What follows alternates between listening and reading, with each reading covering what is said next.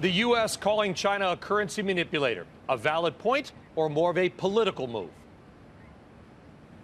Yeah, definitely a political move. The Chinese currency has actually been defended. They've been trying to keep it above 7 for basically all through the trade talks. And so this is basically almost giving up defending the currency above 7 and letting it go where market forces would take it.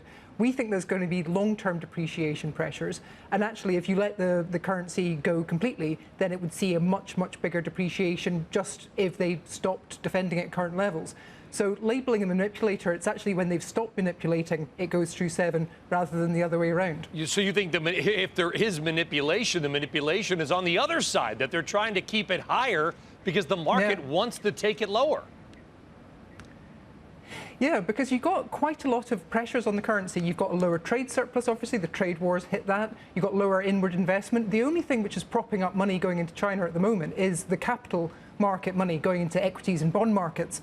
And so the PBOC is actually taking quite a lot of action to try to limit capital outflows, keep the currency stable, and keep it above 7. But it's been signalling for a few months now that actually, maybe 7's not such a big issue. It's going to push it through there. So this has been flagged for quite a number of months, and now they're basically taking it below 7. You know, the trade war hots up, and then they're probably going to stabilize it where we are now, just to make sure there's no more sort of market fallout. Yesterday on CNBC, we had noted U.S. hedge fund manager Kyle Bass. He's been a very vocal China critic. He came on the network. He said he thought China's currency, if it was allowed to just float, no pegs, no midpoints, it would drop 30 to 40%.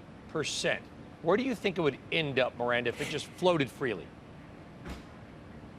Well, you would have, if they let all of the controls go, then yes, you would have quite a big shock and quite a large-scale depreciation. 30, 40%, that's been talked about for a while, but I mean, people talk about sort of 10, 15% would be where you'd normalize it.